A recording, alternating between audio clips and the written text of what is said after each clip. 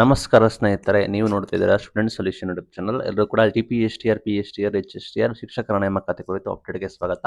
ಶಿಕ್ಷಕ ಆಕಾಂಕ್ಷಿಗಳು ಸ್ಪರ್ಧಕ ಅಕಾಡೆಮಿ ಸೇರಿ ಎಲ್ಲ ಕೂಡ ನಿಮಗೆ CSC ಸೆಲ್ಗೆ ಭೇಟಿ ನೀಡಿದ್ದಾರೆ. ಅಲ್ಲಿಗೆ ಕೆಲವೊಂದು ಮಾಹಿತಿಯನ್ನು ಕೊಟ್ಟಿದ್ದಾರೆ ಅಧಿಕಾರಿಗಳು ಅಂತ ಹೇಳಿದ್ದಾರೆ. ಅದರ ತಿಳಿಸ್ಕೊಡ್ತೀವಿ. ನೇಮಕಾತಿ ಯಾವಾಗ ಶುರು ಆಗುತ್ತೆ, ಏನು ಅಧಿಕಾರಿಗಳು ಏನು ಹೇಳಿದ್ದಾರೆ, ಸರ್ಕಾರದ ನಿಲುವು ಏನು ಅಂತ ಹೇಳಿ ತಿಳಿಸ್ಕೊಡ್ತೀನಿ. ಬನ್ನಿ ವಿಡಿಯೋನ ಶುರು ಮಾಡೋಣ.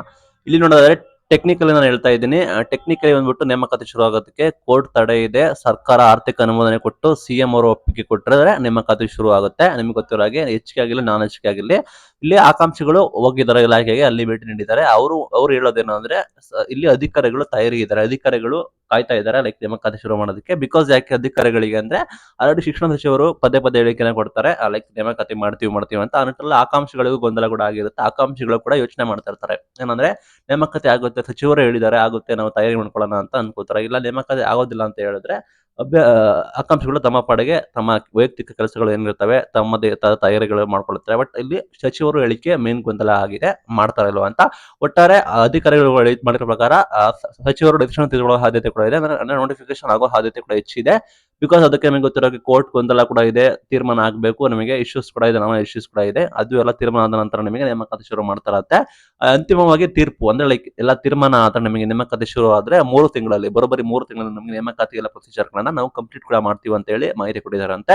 ಒಳ್ಳೆ ಅಧಿಕಾರಿಗಳು ಇದ್ದಾರೆ ಅಂತ ಕೂಡ ಮಾಹಿತಿ ಕೊಟ್ಟಿದ್ದಾರೆ. ಬಿಕಾಸ್ ಯಾಕೆಂದ್ರೆ ಇನ್ ಕೇಸ್ ಕೋರ್ಟ್ ಅನುಮತಿ ಕೊಟ್ಟು ಸರ್ಕಾರ ಡಿಸಿಷನ್ ತೆಗೆದುಕೊಂಡ್ರೆ ನೇಮಕಾತಿ ಪ್ರಕ್ರಿಯೆ ಶುರು ಆಗುತ್ತೆ ನಿಮಗೆ ಬರೋಬ್ಬರಿ 3 ತಿಂಗಳಲ್ಲಿ complete procedure full only for exams applications ಎಲ್ಲ ಕಂಪ್ಲೀಟ್ ಪ್ರೊಸೀಜರ್ ಗಳನ್ನ ನಾವು ಕ್ಲಿಯರ್ ಕೂಡ ಮಾಡ್ತೀವಿ ಅಂತ ಕೂಡ ಹೇಳಿದ್ದಾರೆ.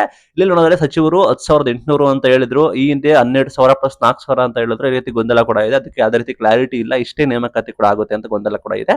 ಅದನ್ನ ಕ್ಲಾರಿಟಿ ಕೂಡ ಸಿಗ್ತಾರೆ. ಯಾವ್ದು ಕೂಡ ನೀವು ಬಿಲೀವ್ ಮಾಡಬೇಡಿ ಅಂತ ಹೇಳಿ ಆಕಾಂಕ್ಷಿಗಳಿಗೆ ಹೇಳ್ತಾ ಇದ್ದಾರೆ. ಲೈಕ್ ಯಾವ ರೀತಿ ಆಗುತ್ತೆ ಗೊತ್ತಿಲ್ಲ, ಸಚಿವರು ದಿನಕ್ಕೊಂದು ಹೇಳಿಕೆನ ಕೊಡ್ತಾರೆ. ಒಂದೂವರೆ 10,800 ಅಂತ, ಒಂದು ಬರೀ 6,000 ಅಂತ, ಒಂದೂವರೆ 16,000 ಅಂತಾರೆ. ಅದಕ್ಕೆ ಕ್ಲಾರಿಟಿ ಸಿಗುತ್ತೆ. ಇವತ್ತು ನೋಡಿ ನಿಮಗೆ 2,000 ಪೋಸ್ಟ್ಗಳನ್ನ ನಿಮಗೆ UGC ಇದ್ರ ರೂಲ್ಸ್ ಪ್ರಕಾರ ನಿಮಗೆ 2,000 ಹೆಚ್ಚು ಪೋಸ್ಟ್ಗಳನ್ನ ಆರ್ಥಿಕ ಇಲಾಖೆ ಅನುಮೋದನೆ ಕೊಟ್ಟಿದೆ ಲೈಕ್ ಕಾಲೇಜುಗಳಲ್ಲಿ.